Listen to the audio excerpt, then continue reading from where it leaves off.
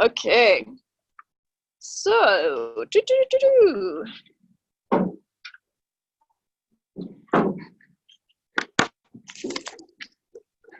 you all have a formula sheet now, right? There's a reason I didn't hand it out at the beginning of the term. You would have run away scared, I'm sure. I think. I don't know. The one that you got now is yours to keep. Okay. For tests, I have 40 more just like it, but clean. So you have to use my clean ones for tests, right? But those ones are yours to write on. I have more if you want extras or whatever. Okay. And so you'll have this for test 1, test 2, test 3, and the final exam, right? And so get comfortable working with the formula sheet. If there are things that are not on the formula sheet that you find that you need to remember, right, then make sure you memorize those for the tests, right? Okay.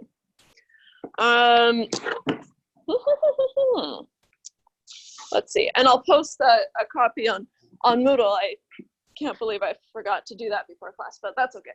I'll do it after class. Let's do a quick review, right? So last day, nope, no review yet. We're getting an SL leader. Can't wait. Do you guys, I think I mentioned them, but do you guys know what an SL leader does? So what it means is someone, and he's actually, I've taught him stats. His name's Justin, and so he's taken this course before, presumably did really well, I'm assuming.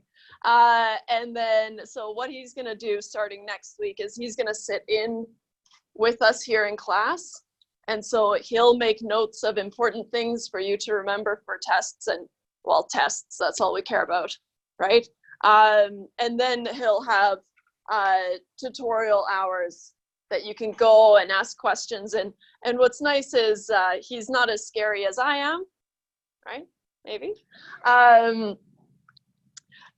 But also he'll have been in here, so if there's something that's not clear, then he can kind of tell me, hey, that wasn't very clear when you said this, or something like that, right?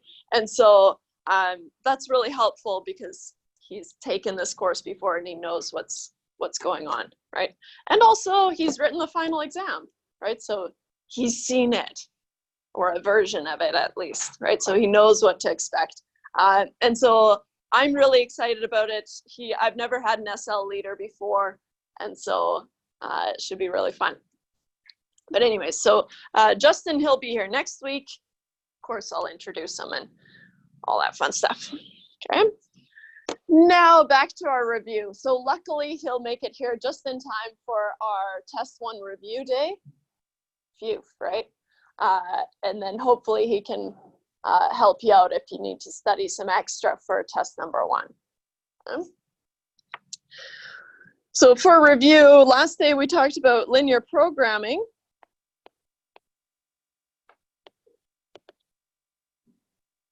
That was hard, right? There's a lot of steps that we have to go through. So linear programming to maximize a profit function.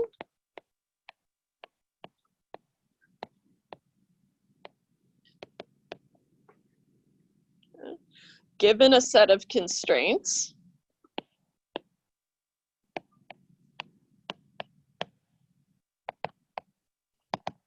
We had more thorough steps, right? But just to summarize the steps, the first step was to graph all the constraints, right? So we're given all these conditions, and we have to graph them on the XY plane, right? And so graph the constraints.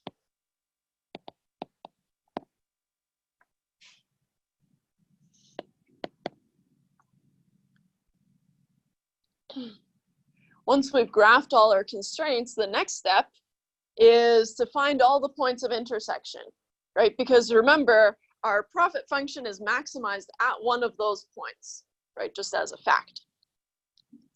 And so we have to find all the points of intersection. Now, that's easier said than done, right? Because sometimes we have to solve a system of equations to find an intersection, right? So it might be a little bit more work than it looks here, but that's what you have to do. Once you have all the points of intersection, you're going to evaluate the profit function at each of those points, right? So evaluate the profit function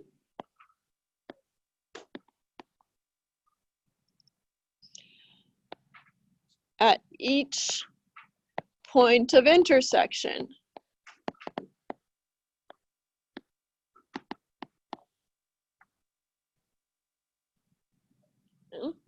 And then finally, kind of goes without saying, but the point that maximizes your profit, that's the one you want to pick, right? That's your optimal solution. So the point that maximizes the profit function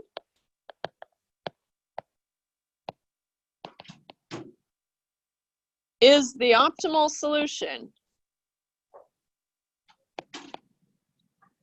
Make sure you grab a formula sheet there. Awesome.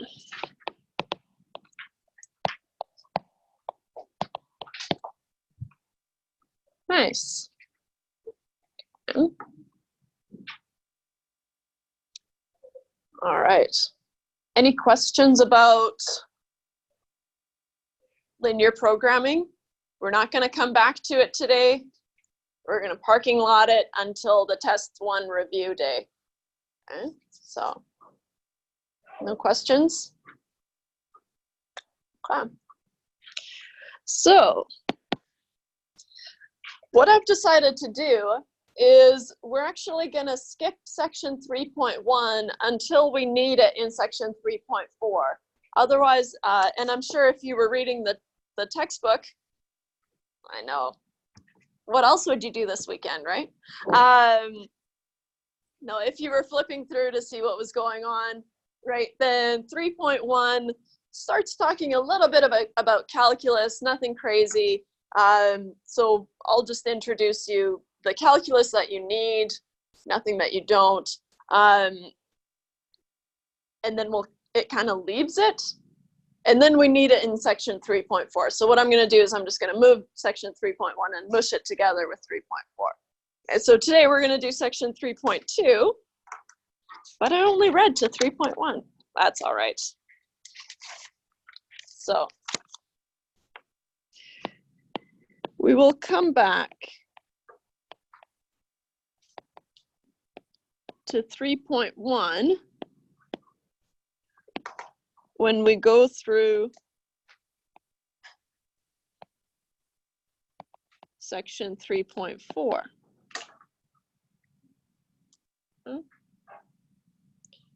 So for today, we're going to do section 3.2, which is on merchandising.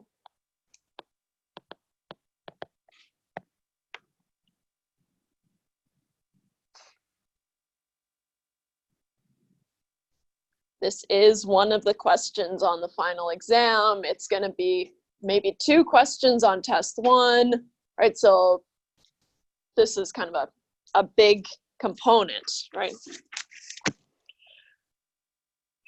Merchandising is when we have to figure out things like, okay, well, if I own a store, then I'm buying equipment, right, to sell at some cost, but that cost we all know is less than what I'm going to sell it for, right? And so we have to establish these kind of rules and formulas for figuring out, okay, well, what's the cost to me if there's a discount from the manufacturer, right? And what should I be selling this thing at, right? That kind of thing.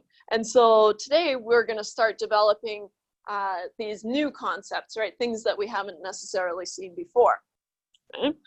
And so it's going to be a lot of terminology. right? And so a lot of terminology that we just have to remember. And when we look at the formula sheet, right, merchandising is a big, huge section up at the top, right? So there's a lot of formulas for us to go through. And what's important is when you read a problem that you're able to figure out what N is, what L is, what D is, right? What C is, what M is, what E is, what P is, man, oh man, right? But we have to establish what all these things mean, right? So nothing to it but to do it. Here we go. The list price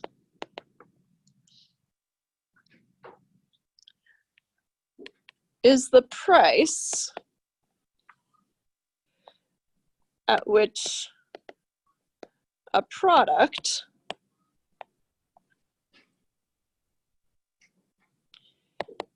is suggested to be sold.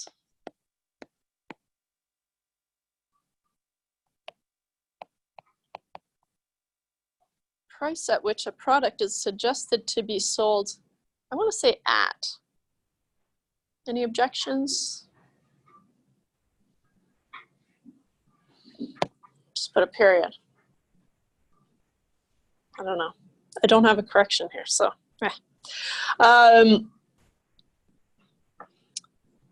Oh, you know what I wanted to do?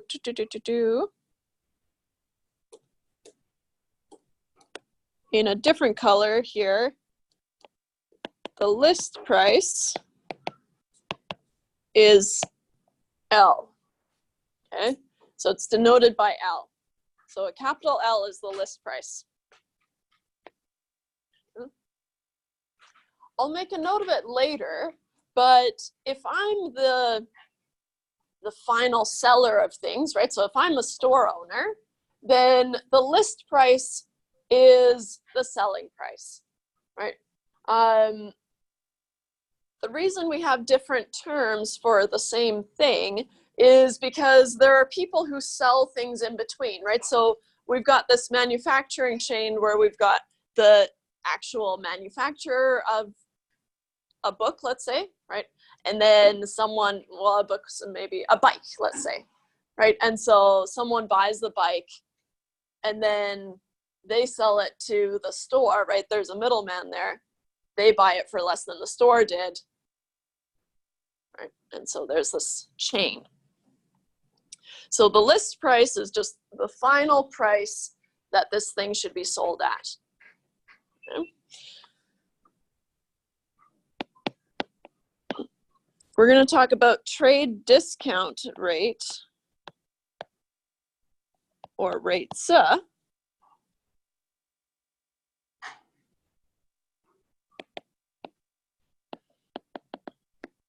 They're applied at each step of the distribution chain. Each step of a distribution chain.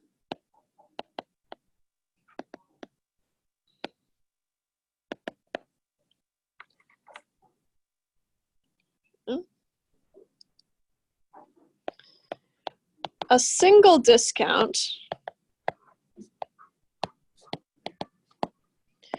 is denoted by just a lowercase d.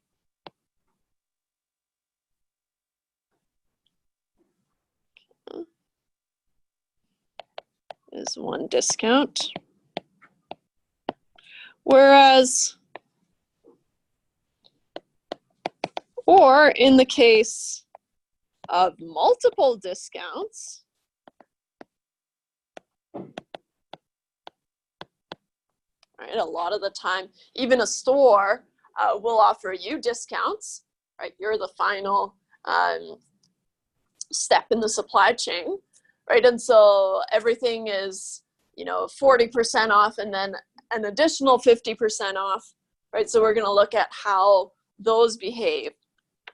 Okay. Or in the case of multiple discounts, we've got D1, D2, D3,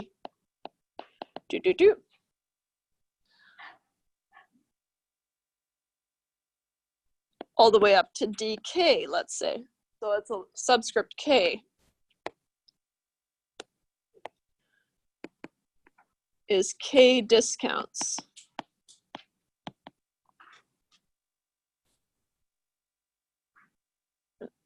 You can have some unknown number of discounts, but we'll just call it k.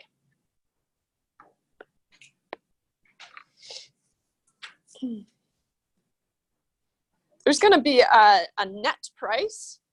The net price at the store level is also going to be the cost to obtain this item to sell, right? And so whatever I buy it for, let's say I own a store, that's going to be the cost to me. And so in general, we call that the net price. Okay. So the net price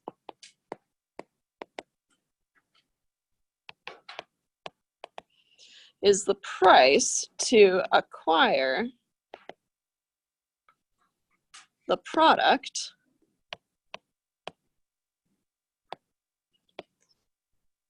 at each level of the distribution chain.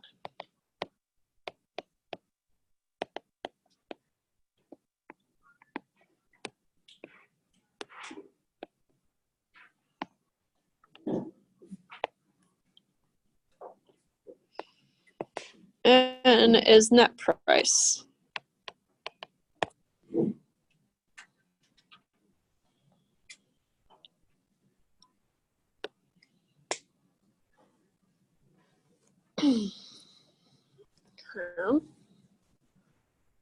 So the net price, if we think about it, that has to be the price that I'm selling this thing at minus the discounts that I'm getting, right?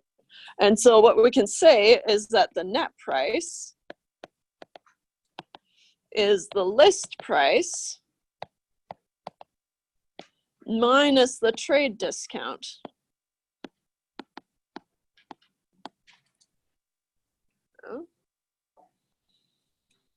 We can replace these by symbols that we know now. So we've got N is L minus the list price times the discount. Or sorry, yeah, because that's my discount. The amount of the discount. Which if we collect like terms or factor the L out, we've got L times 1 minus D. Right? And this is the first formula on your formula sheet.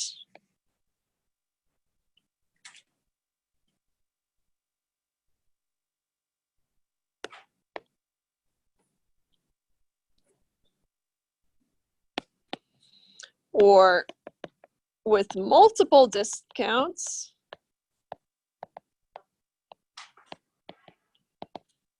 we have N is L times 1 minus D1 times 1 minus D2 times 1 minus all the way up to DK.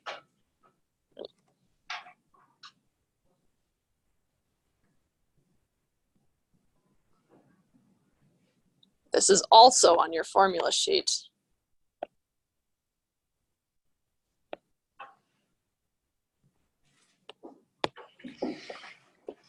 If you have this one, do you need that one? Not really, right? As long as you have this one, you can just ignore this one, because what you can do is say, oh, I only have one discount. All these go away, right? Then you have your original formula, right? And so this one is kind of useless, right? You can just focus on this one. Right? Just say, oh, how many discounts do I have? Just one? Great. Just 1D. Yep. Let's do a little example. Example 78, which I've stolen here.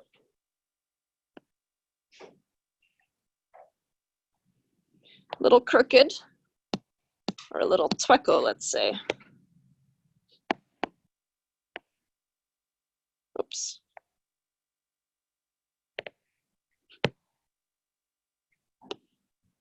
It's a little bit like, whoa, but it's in your textbook. And if you just write example 78, you can look it up.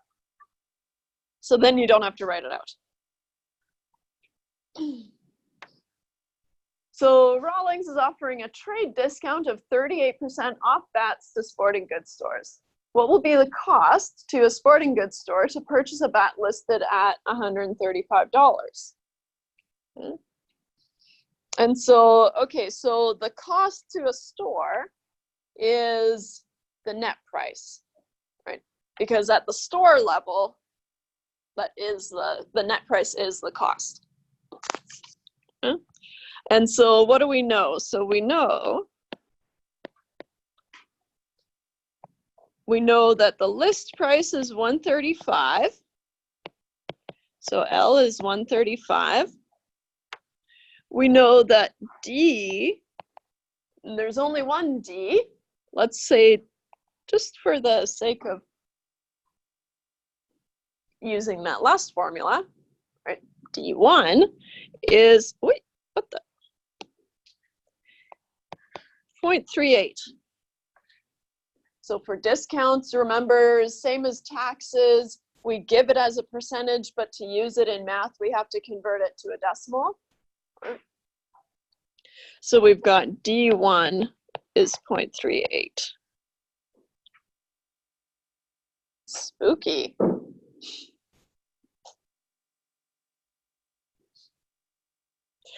Or maybe it was romantic.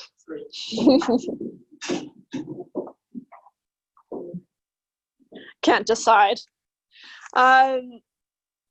Okay, and so what we want to know, we want to find N, right? Because at the store level,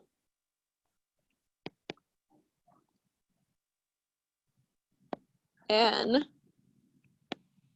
is the cost. Guess I shouldn't have an equal sign in there.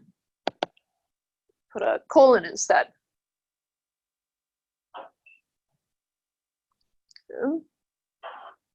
So at the store level, right, the second to final stage of the supply or distribution chain, right?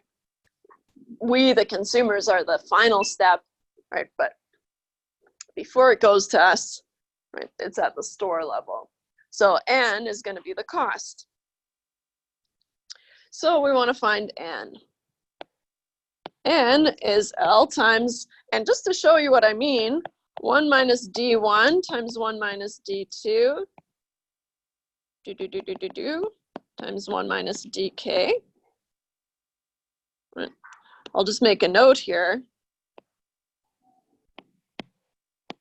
showing how we can use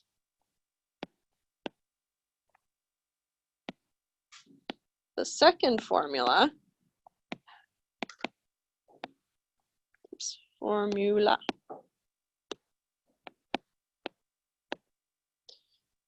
For one discount.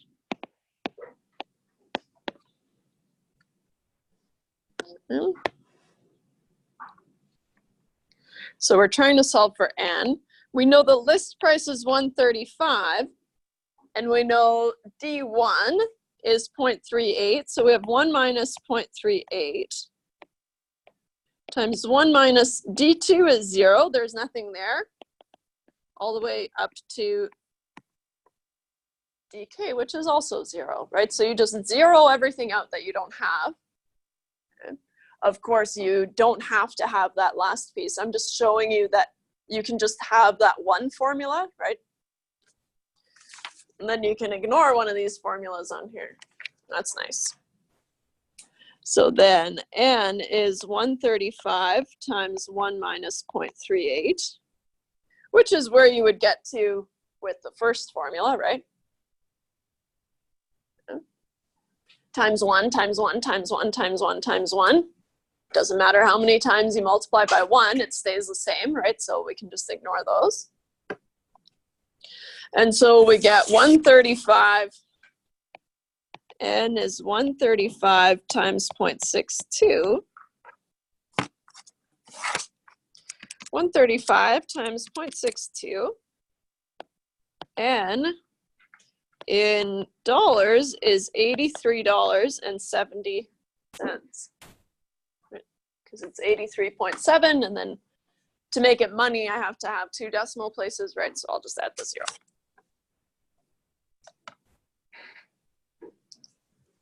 Any questions about that one?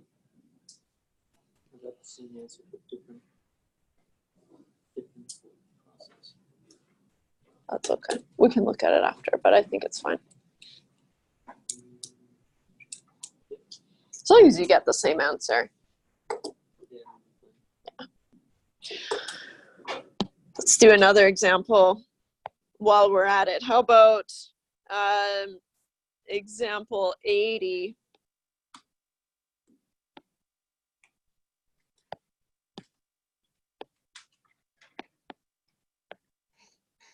Wait.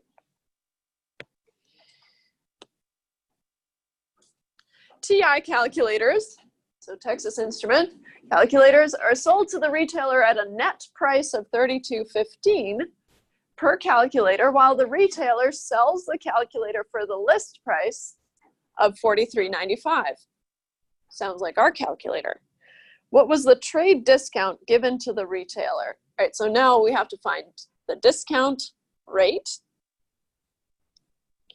All right, so let's list some things that we know. We know that the net price, N, is $32.15.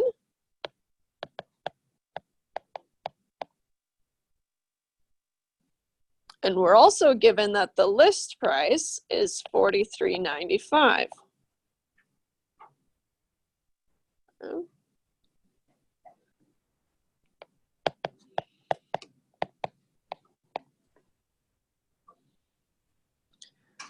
And I'll just use that. I'll just say find D. And because I only have one discount to find, right, I'm just going to use that first formula. That's fine. So now I can substitute in N is $32.15 and L is $43.95. And then I have to solve for 1 minus D. You want to be careful though, because you're multiplying by 1 minus D, right? And so you don't want to treat that as D. Seen that a lot. Okay, so to solve for 1 minus D first, we get 32.15 divided by 43.95 is 1 minus D. Okay. Now, whether you want to simplify that or leave it as a fraction, that's fine. I think I'll go ahead and simplify it. 32.15 divided by 43.95. I get 0.731513083. 1 minus D. Making sure that you keep all your decimal places, right? And remember, you can always store it in 1 or 2 or 3 or 4, whatever. And so what I'm going to do is I get 0.731513083 plus D is 1. Just to show you how I'm going to maneuver these over. So then D is 1 minus 0.731513083. So D is 1 minus the previous answer. So I get 0.268486917.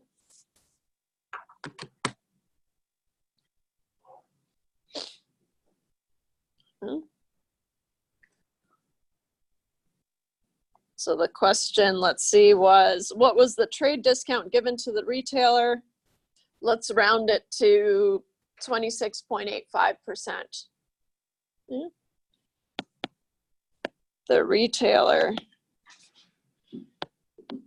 was given a trade discount of 26, sorry. Did I say 23? 26.85%.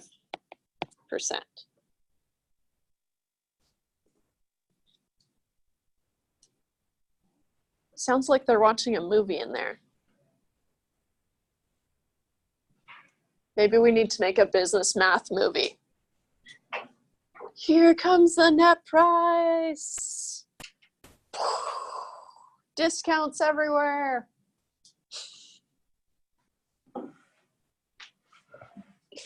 Worth a shot. All right. So when we're talking about discounts, right, you always want to convert them back to percentages, right? And so you're going to multiply by 100 to get to a percent. We got, let's do another example. Example 81. Oops. Come on. Nope. Hey.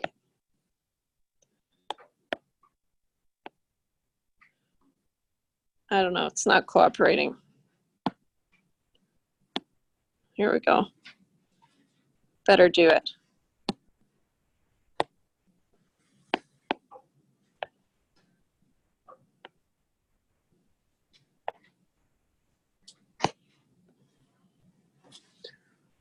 Rona can purchase bags of soil. It's all weird. Rona can purchase bags of soil from their distributor for a list price of $3.25, less discounts of 25% and 10%. So here, this is the first time that we're seeing two discounts, right? First 25% and then 10%. Okay. What is the net price that Rona pays for a bag of dirt? Okay. So now we're given L is 325, D1 is 0.25, and D2 is 0.1. And so we know L is 325, D1 is 0.25, D2 is 0.10. And we want to find N. Now we have no choice but to use that bigger formula for N because we've got two discounts, right? But what we can do is we can just stop writing the formula out after two discounts. And so we've got N is L times 1 minus D1 times 1 minus D2. Only have to handle two discounts, so I'm getting lazy.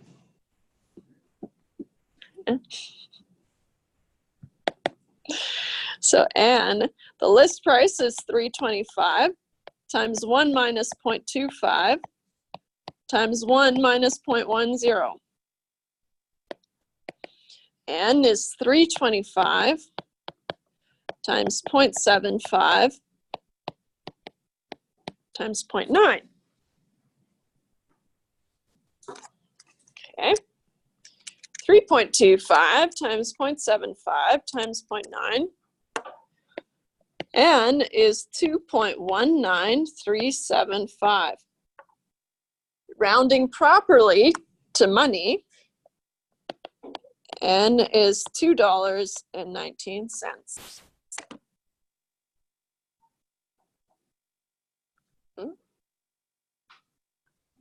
And so what this is saying is that Rona, the cost to buy a bag of dirt for Rona is $2.19, and then they sell it for $3.25.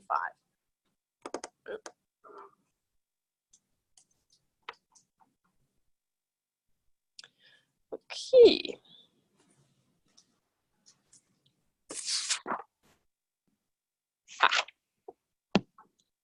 I thought I could skip this next example, but it's the one I want. So this is the one I'm interested in, because I will ask you to do something similar on the test. Make a star. Well, in one way or another. Discounts of 25% and 45% were given on the purchase of wine. Fun. The list price for the wine was $32.50 per bottle. Part A, what was the net price to the retailer, right? So how much did it cost the retailer to acquire each bottle? And part B, what single discount would be equivalent to the 25 and 45% discounts? Okay. What you need to be aware of is that it's not going to be 25 plus 45, right? Because that's not how it works. First, we take the 25% off, and then we take 45% off of that, right? And so the discount, the combined discount, or the single discount, is going to be different from adding them up. So we have to be careful. Okay. So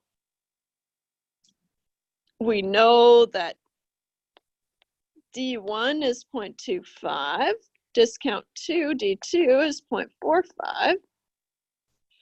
The list price is $32.50.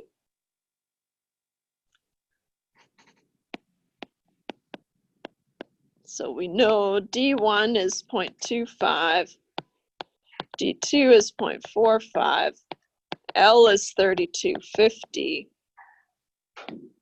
Part A asks us to find N.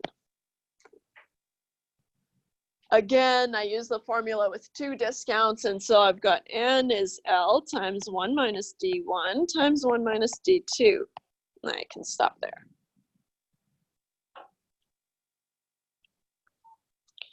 So N is $32.50 times 1 minus 0.25 times 1 minus 0.45.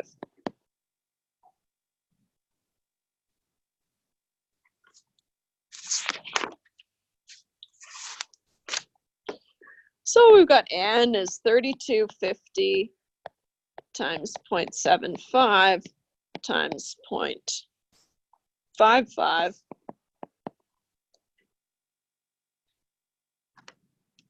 So I get $32.50 times 0.75 times 0.55. N is 13.40625. Rounding N to money, right? 13.41 to 2 decimal places. All right. Part B, that's the tricky one, right?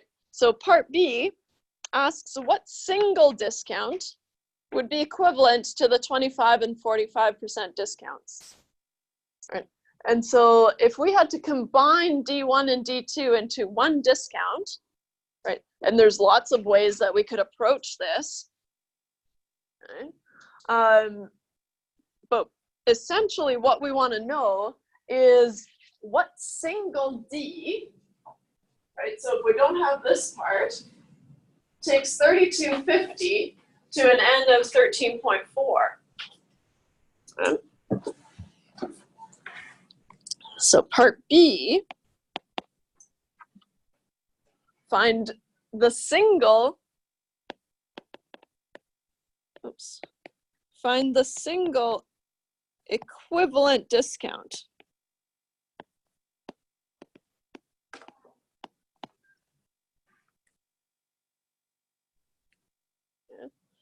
This idea of finding equivalent things, right, especially when it relates to money over time, that's going to be something that we come back to a lot in this course, right? And so, okay, so you make 4 payments of $100 over a year.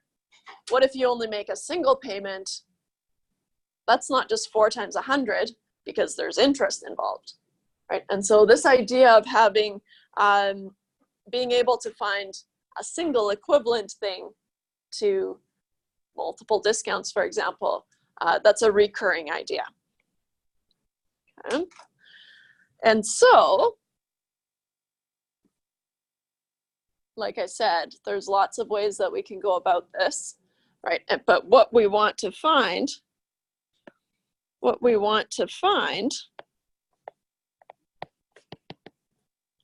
is D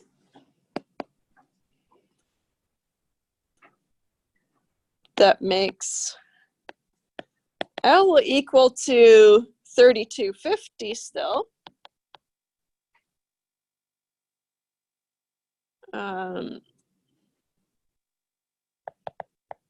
Into N equal to 1341.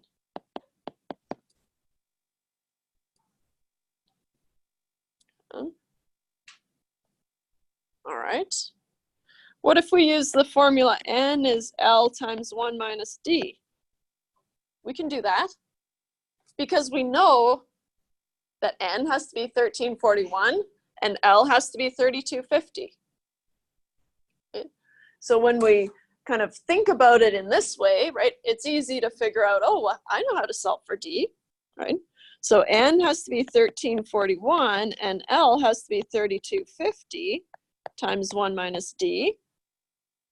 We've already solved one of these, right? We have to divide both sides by 3250. And so we get 1341 over 3250 is 1 minus D. 1341 divided by 3250, we get 0.412615385 is 1 minus D. I'm going to pull a fast one on you. And I'm going to say, well, that's the same as D is 1 minus 0.412. 615385. Right. I'm not writing out a few steps here, I guess, right? Because what did I do? Again, just like before, I added D to both sides, and then I subtracted 0.4 from both sides, right? So I just made a switch. Right? So from now on, I'll just jump from here to here. Okay. But that's what I'm doing, right? In the background, I'm moving the D over to the left-hand side and moving the 0.4 over to the right-hand side, right? But it's all safe. Okay. So now I have D as 1 minus the previous answer. So D is 0.412615385. Nope.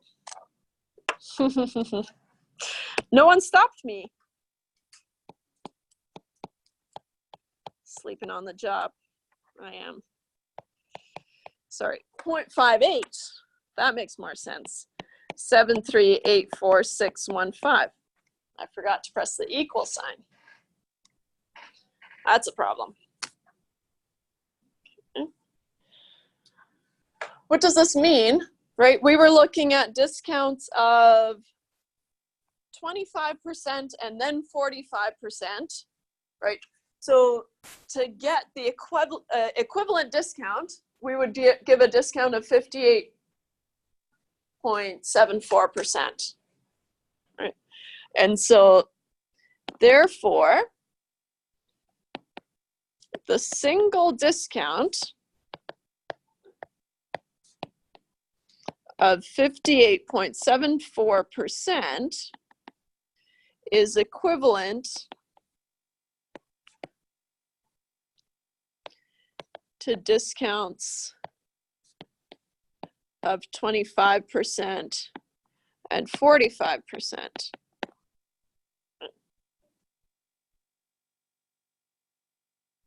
If you were to just add up 25 and 45, that's not 58.74, right?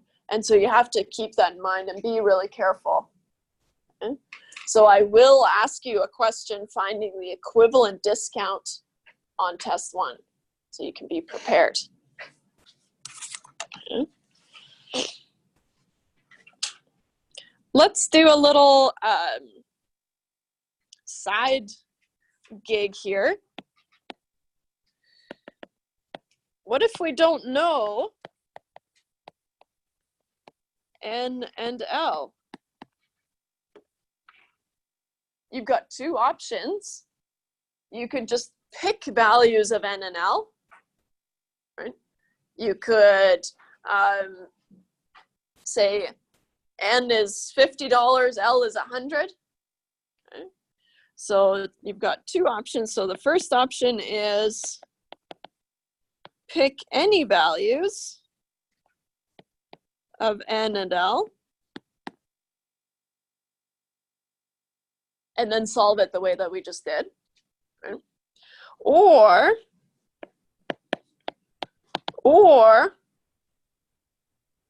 have a look at this. We have N is L times 1 minus D, which is also L times 1 minus D1 times 1 minus D2, all the way up to 1 minus DK, right? N is equal to both of those things, right? Whether you have 1 discount or multiple discounts, right? They're both equal to N.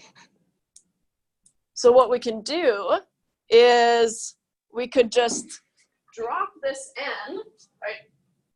And say, okay, fine. Then if we have a single discount times the list price, right? That must be the list price, so that same list price times 1 minus D1, D2, blah, blah, blah, blah, blah, right? And so what we get, right, if I just make a note here, here is a single discount.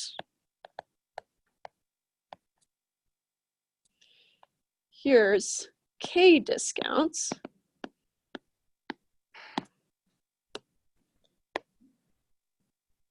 So what we can say is that L times 1 minus D has to equal L times 1 minus D1 times 1 minus D2 times 1 minus, oops, I'll just do multiplied here, dot, dot, dot, 1 minus D subscript K.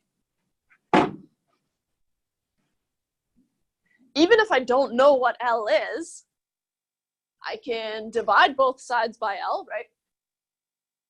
Imagine L is 5, right? Then what would you do? You would just probably bring over the right-hand 5 over to the left and they would cancel out, right? L over L is 1, regardless of what L is, right? So what we find is that L over L times 1 minus D is 1 minus D1 times 1 minus D2, all the way up to 1 minus DK. L over L, we said, was 1.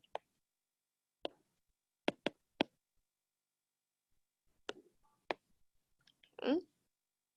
And so what we're saying is that 1 minus D must be equal to 1 minus D1 times 1 minus D2 times 1 minus DK.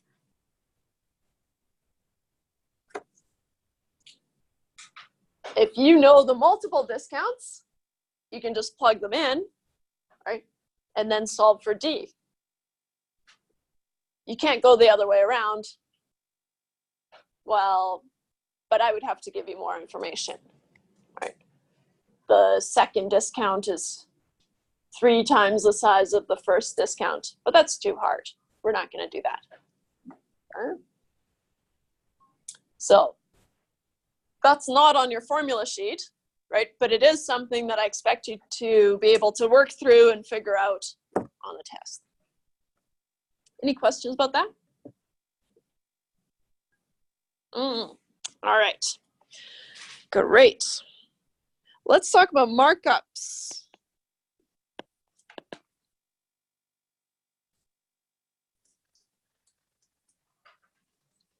We all know that if you own a store, right, you buy an item for $4, let's say, you're not going to sell it for $4, right? You have to mark it up a little bit to account for things like your expenses and your profit.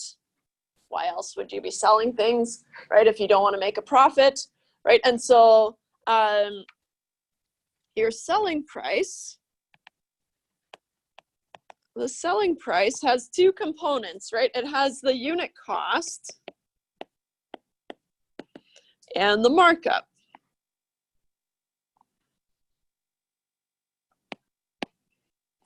Where the markup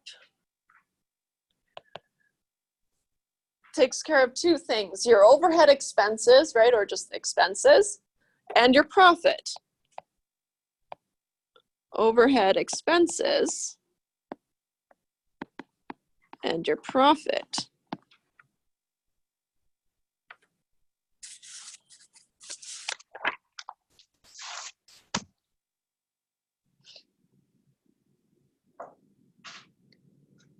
Okay.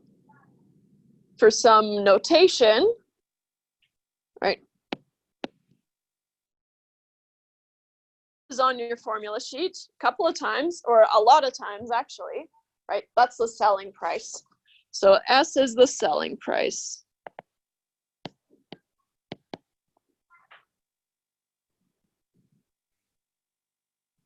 Okay.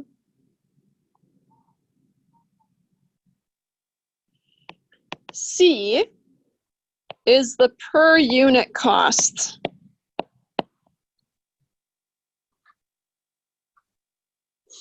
Okay. We let M be the markup.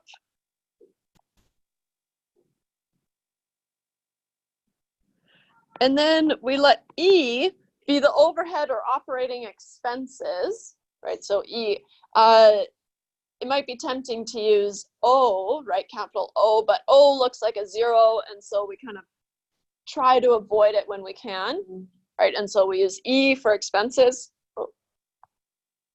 Hello. So E is the overhead,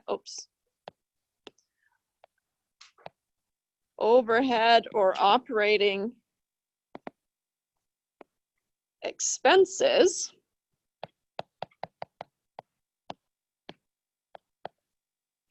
Per unit. Everything that we talk about is per unit. But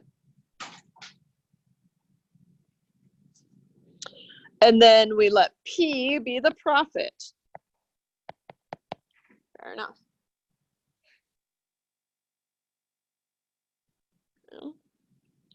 I will say, here's a note. At the store level, of the distribution chain,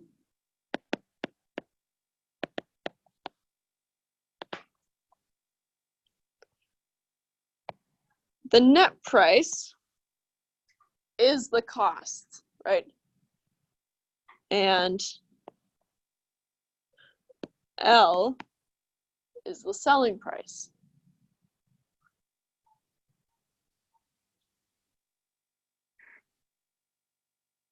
It's only true at the store level, but to be honest, we're only really going to work at the store level. So it's good to keep these guys in mind, right? The net cost to the store is the same as the price to acquire it, right? The cost. Yeah. So from here, we can develop some basic formulas.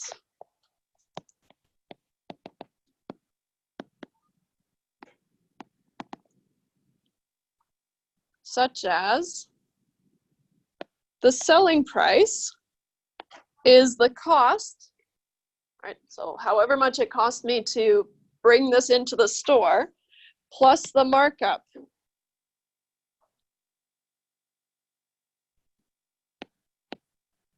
where the markup is my expenses plus my profit. These formulas are just shorthand notation of what we said here, right? The selling price is the unit cost plus the markup. S is C plus M, where the markup is the overhead expenses plus the profit. So M is E plus P. Right? And these formulas, as you're working your way kind of through this formula sheet here, right? That's S is C plus M and M is E plus P. And then, well, we could use M is E plus P and substitute it into M in the first one. Right? But first I'm going to highlight that these are on your formula sheet.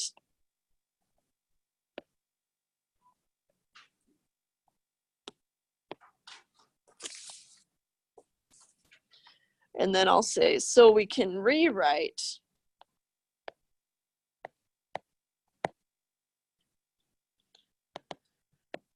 S is C plus M as S is C plus and then E plus P in the place of M. Right, just substituting M in for, or E plus P in for M, sorry. Those brackets aren't doing anything, so we can dissolve them. And so we have S is C plus E plus P,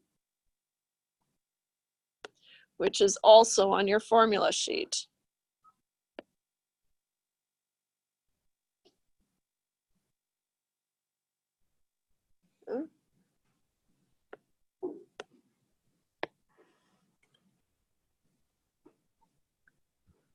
Depending on what information you have, right? If you only know what the markup is and the cost, and I ask you for the selling price, right, then you should probably use the first one, right? Because you don't know what the individual expenses and the individual profits are, right? You only know the markup. So depending on what you know, that's going to dictate which formula you're going to be using. Okay. Oftentimes, though, it's going to be the last one. A lot of the time, I should say. Okay. Any questions so far? Forgot to ask.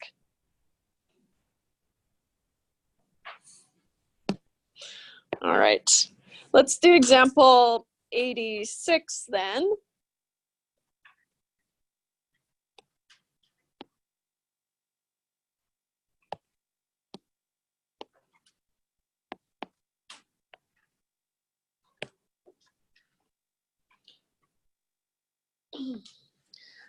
A retailer of speakers purchases his stock from the manufacturer for $64.29. Okay, let's just highlight that. Okay, that's the cost to buy these speakers, right? And so we've got a C of $64.29. In order to determine his selling price, so we're probably going to have to find what the selling price is, he adds 15% of the cost, so 15% of the cost for overhead. Okay, that gets a little bit weird, right? Because what that's telling us is that E is 0.15 of the cost, whatever the cost is. Now we happen to know what it is, but we don't always know what it is. So I'm just going to do 0.15 C. And 20% of the cost for profit, saying that P is 0.20 C. 0.2 if you want. I do 0.20 just to give a little space between 0.2 and C. I don't know. Just to look at nicer. What is the selling price of the speakers? And so I'll just summarize here that we know that C is $64.29. E, the overhead expenses, we're going to force them to be 0.15 of the cost. And P, we're going to force it to be 0.20 of the cost.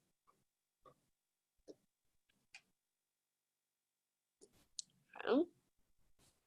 Now, there's a couple of ways that we can solve these. The two main ways, right? The first one is we know C, so we can plug it in, and then we can solve for the selling price. So find S.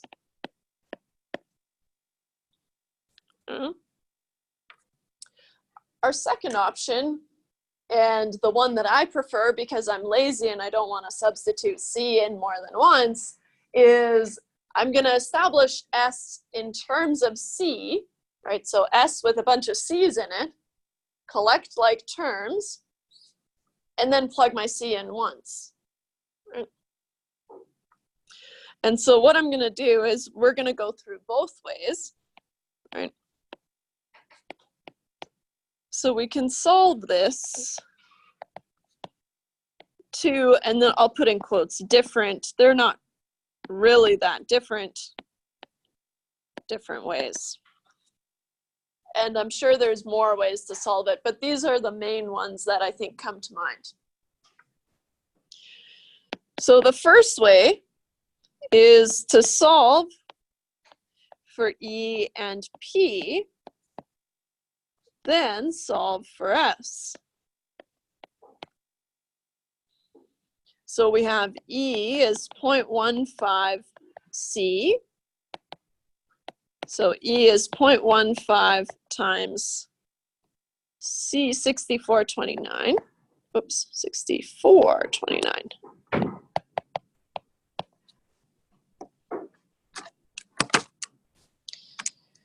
.15 times 6429, I get E is 9.6435. This is a dollar amount, so I'm going to round it to 2 decimal places. So E is 964.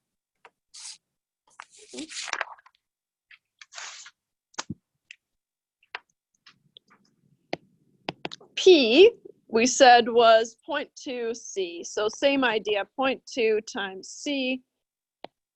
P is 0.2 times 6429. 0.2 times 6429. P is 12.858. So P in money is 1286.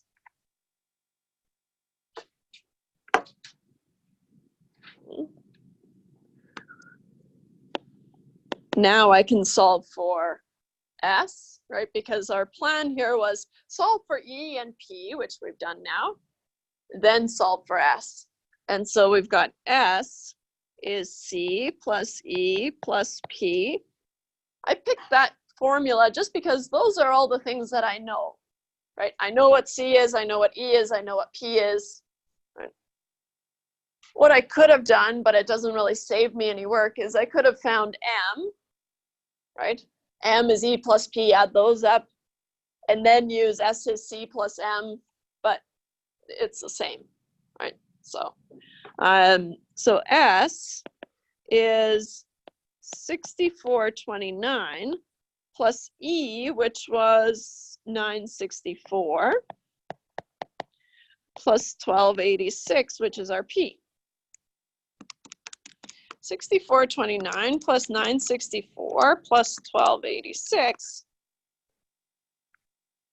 The selling price is 86.79.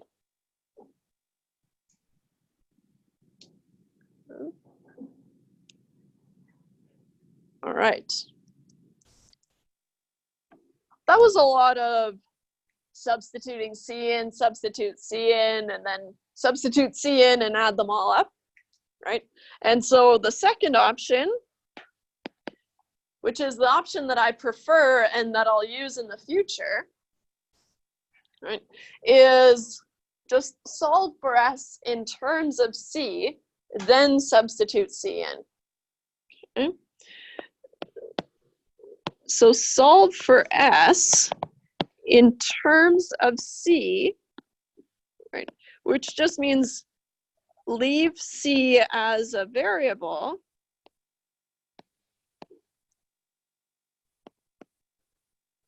then substitute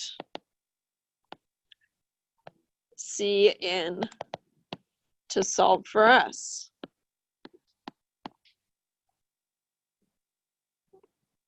So I'll show you what I mean.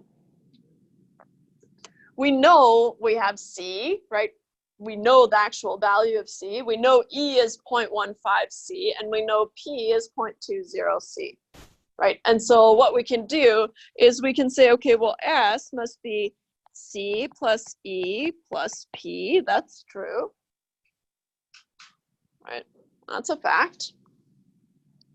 So S must be C plus 0.15 C plus 0.20 C.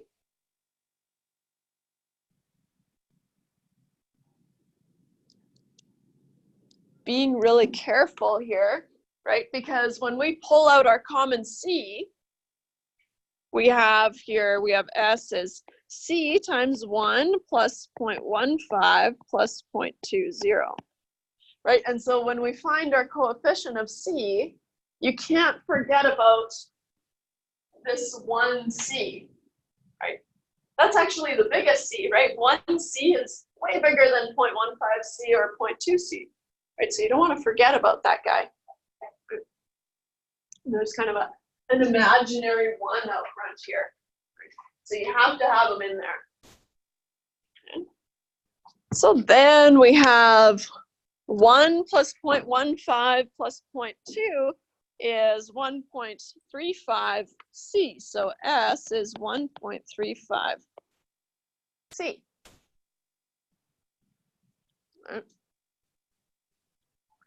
Now I plug in my C. Now it's easy. Now I only have to plug it in once.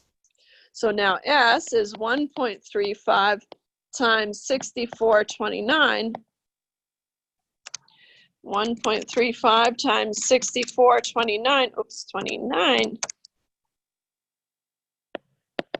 S is 86.7915. What? That's not the same value that we would have gotten, right? Or that we got earlier, but that's because we rounded, right? We rounded earlier. I promise you would get to the same value, right? If you kept all your decimal places. But so here, the selling price again is 86.79. We round properly. So that's 2 ways of doing it. I prefer the second way, and so that's what I'll be using in the future, right? When we have these formulas where we have, okay, 10% of the cost and then 20% of the cost for the profit, that kind of thing. Okay. Let's see if we've got another example up our sleeve. Example 88. Whoa. Really riding the wave here.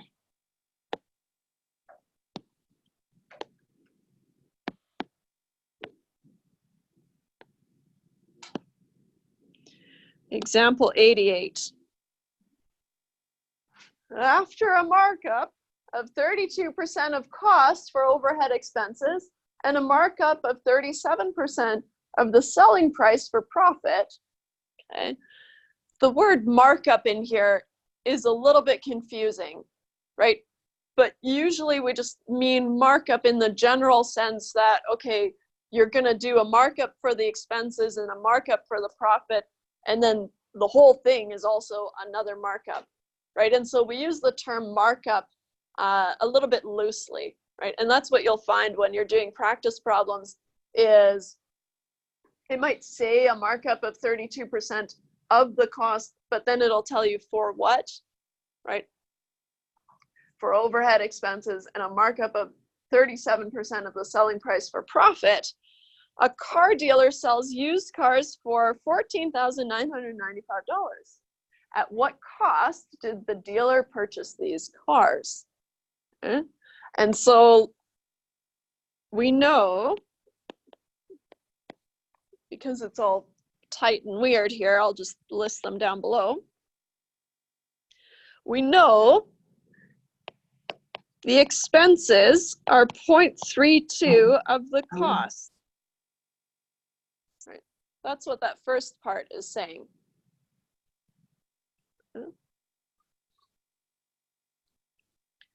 And then 37% of the selling price, so not the cost anymore, the selling price for profit. Okay. So we've got P is 0.37 S.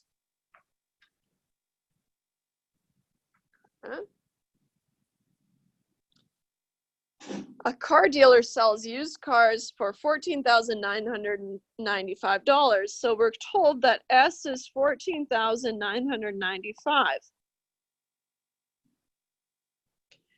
And then we're asked to find C. Okay. Again, of course, you could go ahead and find what P is as an amount. That's fine. It's just a little bit more work than I like to do, right? And so what I'm gonna do, again, I have to find C. I know S, I know E, and I know P. And so I'm gonna use that same formula that we've been using, right? So we've got S is C plus E plus P. And what I'm gonna do is I'm just gonna plug in my values and see what happens. So I've got S.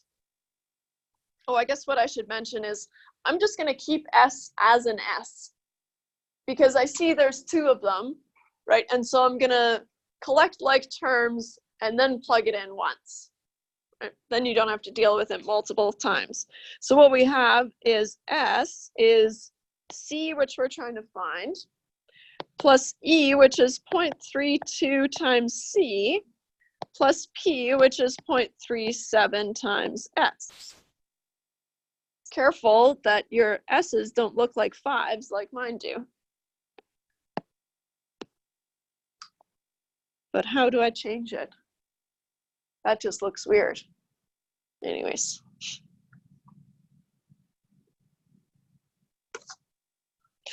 Okay, what am I gonna do? I'm gonna collect like terms, right? I'm gonna collect C's on one side and S's on the other side.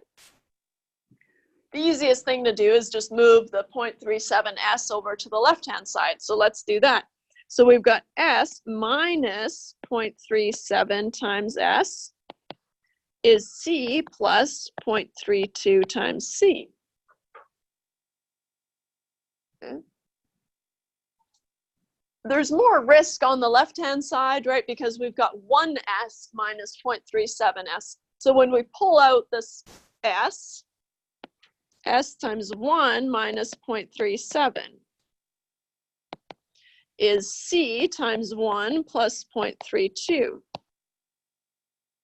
Right?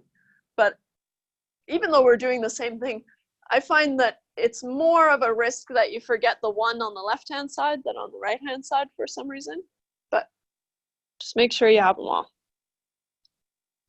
So 1 minus 0.37 is 0.63 S, which is 1.32 C. Here's where I'm going to substitute my S in, or even I could divide both sides by 1.32 to solve for C, and then plug it in. Yeah, let's do that. So because I'm solving for C, I'm going to switch sides of this equation. Nothing changes, right? I'm just flipping them around. And so I've got C is 0.63 times S over 1.32. All legal math. Just pulling a fast one here.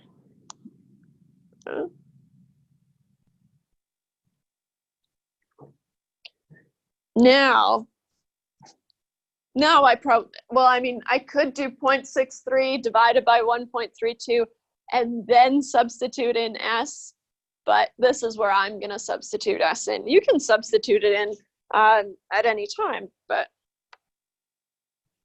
C is 0.63 times 14,995 divided by 1.32. So 0.63 times 14,995, C is 9,446.85 divided by 1.32. So C is 7,156.704545. So C in money is 7,156.70.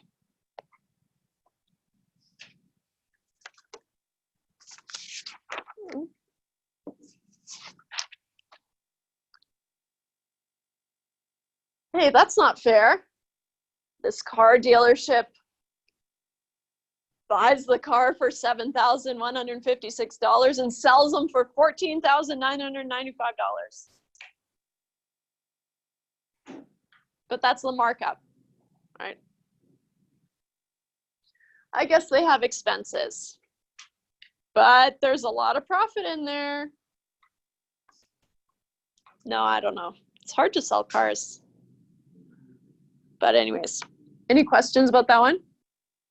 Right. So my advice would be keep all your variables, right? So all your letters until the end when you've simplified enough, and then you just have to substitute once, right? It's definitely safe to substitute it in right away, get them out of the way. But I like the other way. Let's just do example 90. Oh yeah, I like this one. Mostly for the name.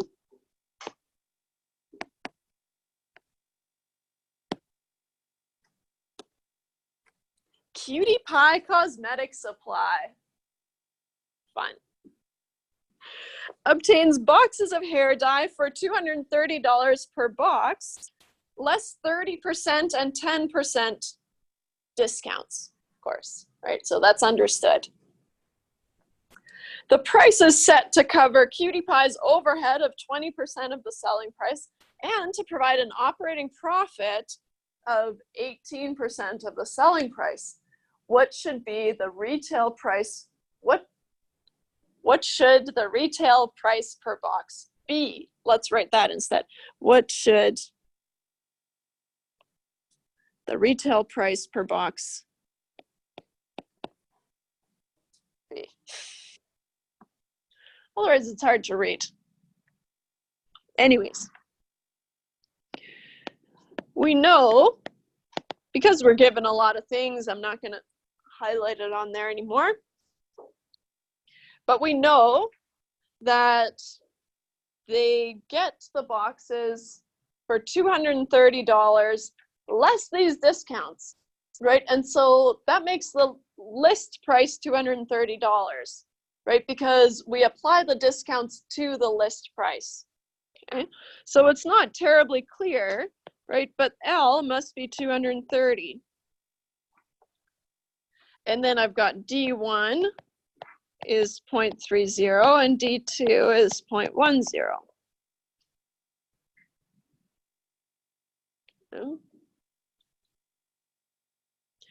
We also know that the price is set to cover Cutie Pie's overhead of 20% of the selling price. And so we've got expenses of 0.20 S. And to provide an operating profit of 0.18 of the selling price, which is also S. And we want to find S.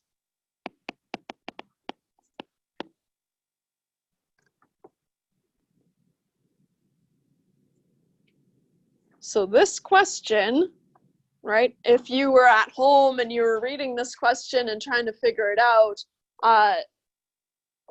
there's a lot of words, right, that are kind of being used loosely or in exchange for some other things. And for example, the fact that the list price is the one that has the discounts taken off of it, right? And so that the 230 is the list price.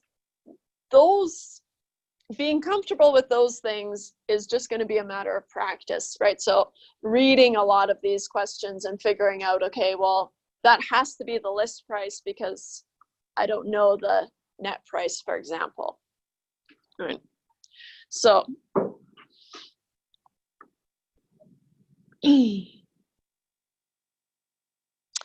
all right, what are we going to do here?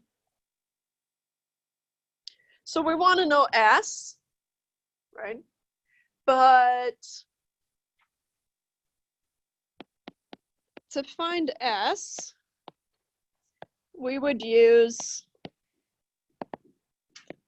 S is C plus E plus P, because I know E and I know P, at least in terms of S, right? But I don't know C, right? So first we have to find C. So first we must find C. Okay.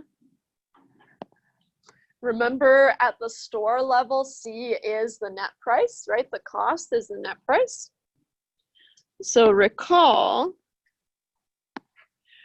at the store level, C is N. So what we're going to do is we're going to solve for N, and that is our N, C. That's our N and our C. N is the list price times 1 minus D1 times 1 minus D2. I only have 2 discounts. I'll clean that up a bit.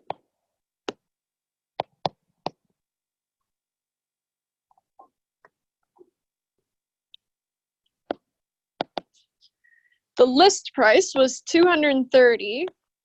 And then when it says, so 230 less discounts of blah, blah, blah, right? That's how you know you have to have 230 multiplying the discounts.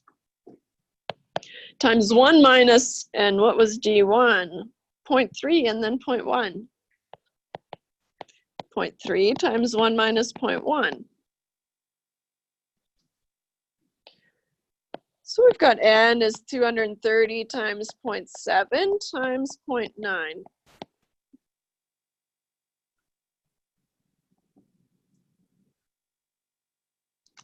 I get 230 times 0.7 times 0.9. N is, it's only 1 decimal place, so I'm going to write it as money right away, 144.90.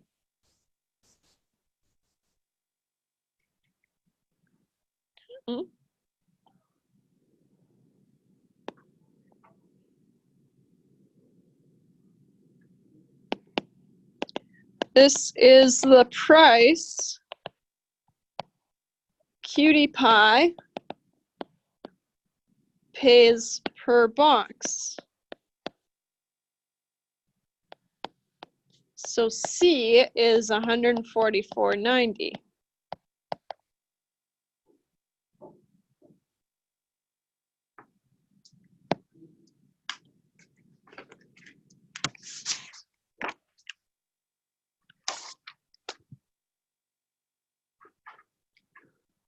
All right. So now that we know C, right, now we can plug it into the formula for S. And so let's plug in everything that we know. We've got S is C plus E plus P. C is 144.90. E is 0.2S and P is 0.18S. Right. So I only see C in here once. So I'm just going to plug it in. S is 144.90 plus 0.20S plus 0.18S. 3 S's that I can collect.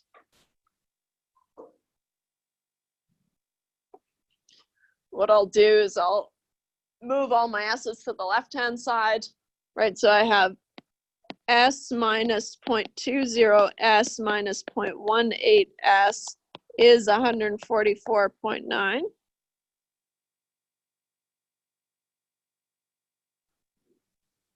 Being careful here, when I pull out my S, I get S times 1 minus 0.20 minus 0.18 is 144.90. 1 minus 0.2 minus 0.18 is 0.62 S is 144.90.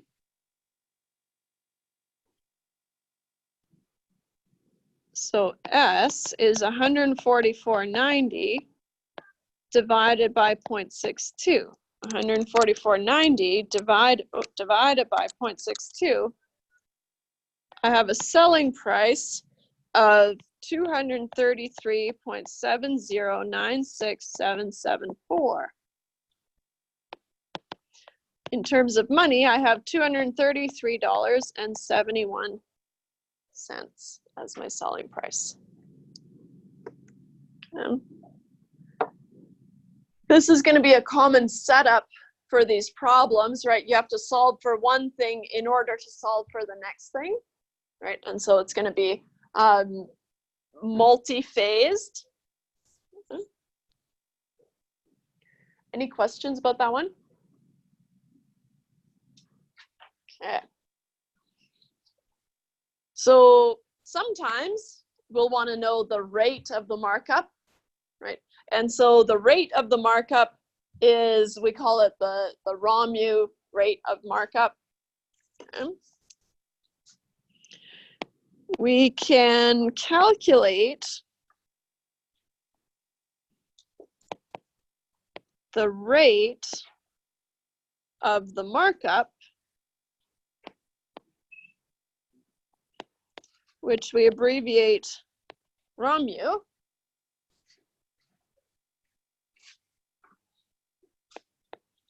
by dividing the markup by the per unit cost, dividing the markup by the per unit cost.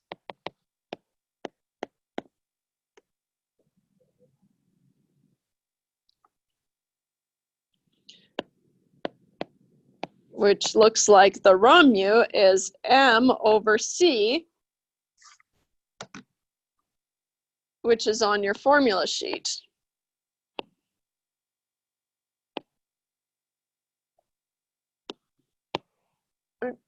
So the markup over the per unit cost. And then because rates, discount rates, right, all these rates should be in percentages. And so what you're going to do is you're going to remember to multiply by 100%. Right? For your math, you're going to get a decimal, right? Or you need to convert it to a decimal, right? Same as any discount rate. Okay. But remember, it has to be a percentage.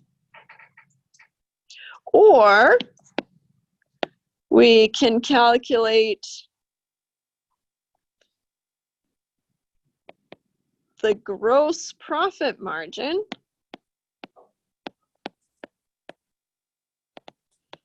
which we denote by GPM. The GPM is M over S, which is also on your formula sheet. We're just plowing through these formulas, right? But also, again, because we're talking about a rate, you have to multiply by 100%. Right.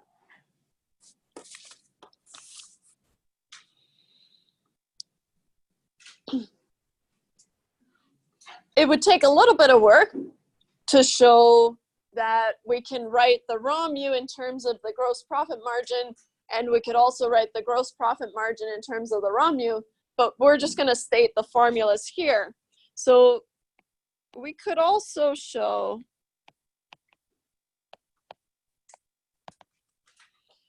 that the raw mu, right? So if I give you the gross profit margin and I ask you for the raw mu, right? Instead of trying to find M and then trying to find C, which may or may not be possible, right? You can just find the raw mu by taking the gross profit margin over 1 minus the gross profit margin. That's nice. Again, multiplying by 100%, but I'll leave that as is for now.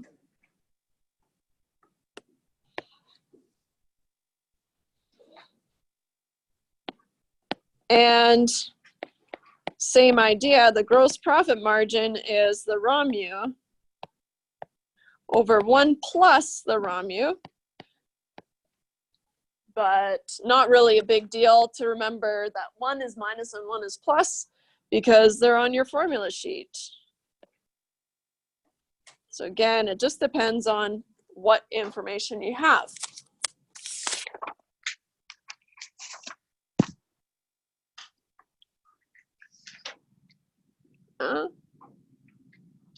Let's do example 92.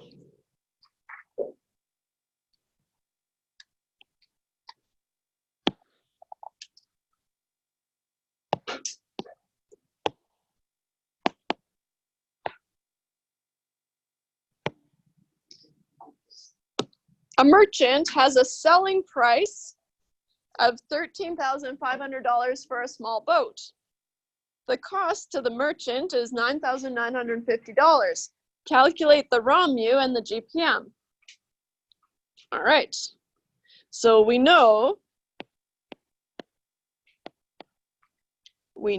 that S is 13,500 and C is 9,950. Find the raw mu and the GPM.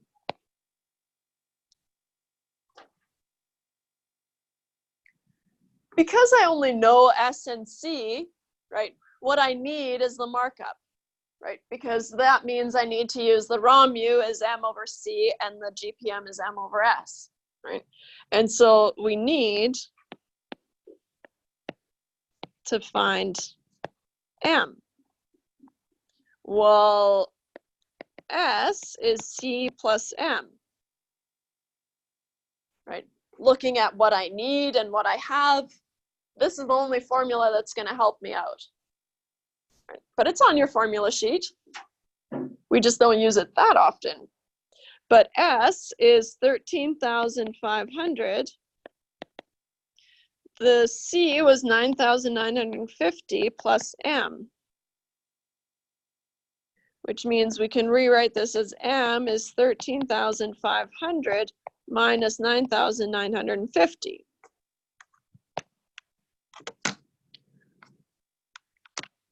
$13,500 minus 9,950. We have a markup of $3,550. Now we can solve for the raw mu. The raw mu is M over C, which is 3,550 over C, which was 9,950.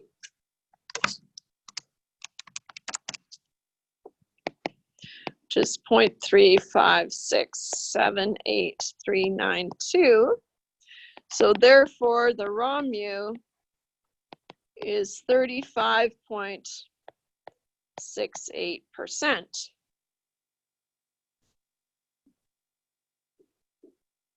Now we have two options for finding the GPM, right? You could either use M over S, because you know M now and you know S, but we also know the raw mu, so why not use that?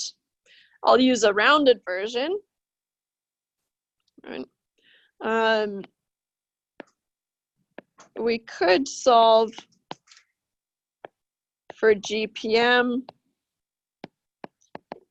using GPM is M over S. Oops, but we will use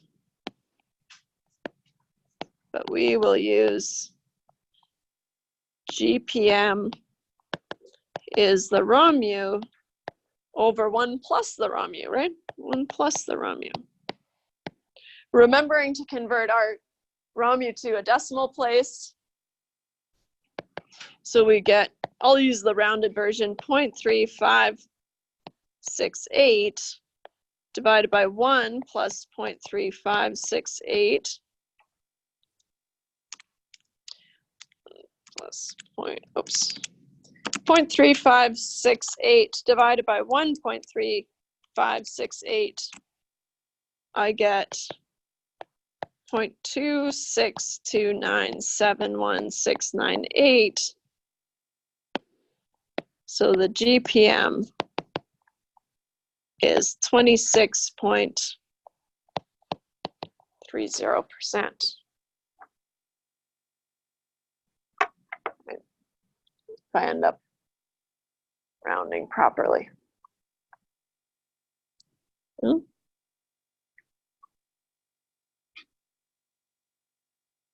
Any questions about that one? I bet you didn't think so, but we are going to show all these formulas today. So we got to talk about markdowns, and then we'll have seen all these formulas. So let's talk about markdowns.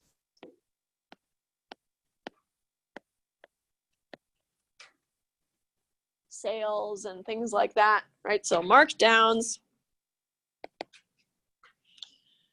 A markdown is a reduction in the selling price of an item.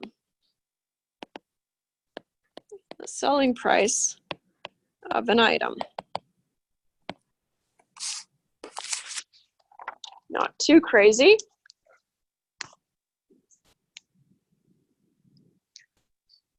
We do have to introduce the letter D, so capital D. Capital D is the amount of the discount, just like capital M was the amount of the markup, right? Capital D is the amount of the discount. So let capital D be the amount, right? So a dollar amount of the markdown.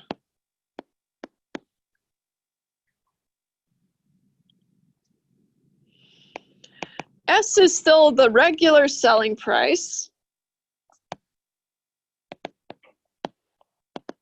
But since we're marking things down, right, we have the regular selling price, and then we have to have a reduced selling price, which we denote by S subscript R.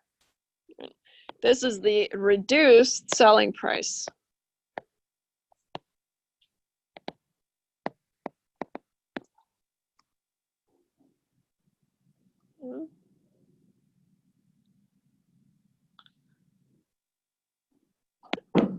The rate of the markdown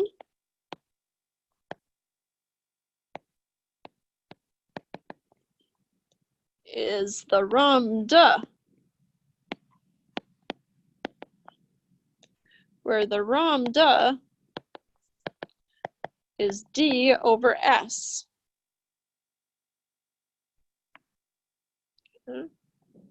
So it's the amount of the discount or the amount of the markdown divided by the original selling price.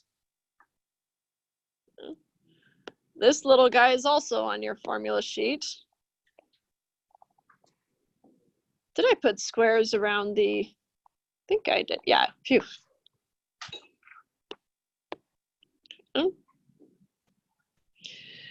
We also have the reduced selling price is S times 1 minus the rate of the markdown, the ROMDA.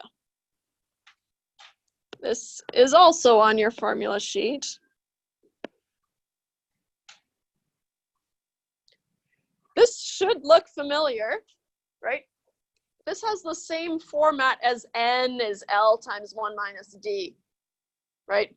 The original selling price times the discount, or times 1 minus the discount rather, is the new selling price, right? So it has that same format. So, and, oops, as a little side note, and the reduced selling price is the original selling price minus the amount of the discount. That's not on your formula sheet, right? But I think you can just get there if you had to. Okay. So we're gonna do example 96, and then I promise that's it. Your fingers sore yet or what? My arm's sore. So example 96.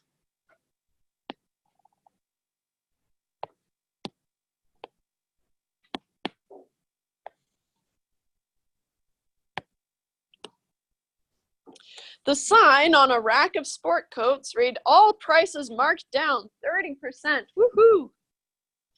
What is the regular selling price of a coat marked at $100? And then we'll do $196.49, maybe.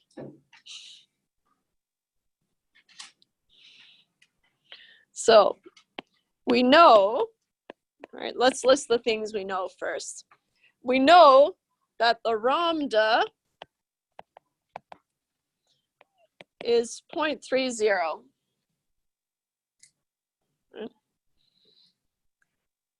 We want to know what's the regular selling price. So from that, it's understood that the $100 is the reduced selling price, right? It's not obvious, right? But because we want to know what is the regular selling price, then those prices that were given have to be the reduced selling price, right? So we have to be a little bit flexible here. Is 100. So we want to find S. So we know that the reduced selling price is S times 1 minus the lambda. So we got 100 is S, which we're trying to solve for, times 1 minus 0.30.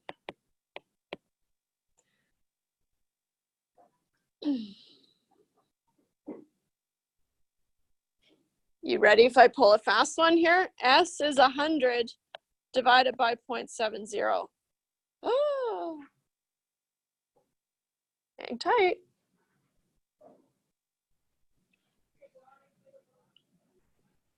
Right.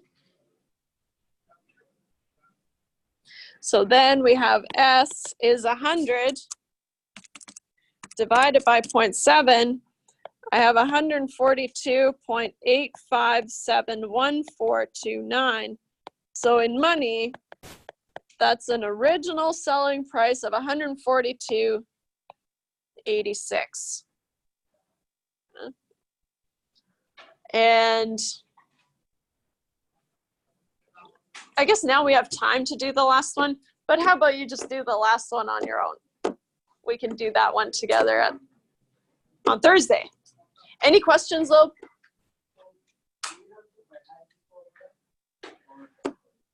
Nope, this SR formula is on your formula sheet, right? Or do you mean what I did here? Yeah. No, you get a copy of this. Yeah, yeah. So you'll have one just like this, but those are yours to keep. Yeah. See you guys on Thursday. Oh, you have a Moodle quiz due tonight, right? Oh, nice. Yeah, they're yours.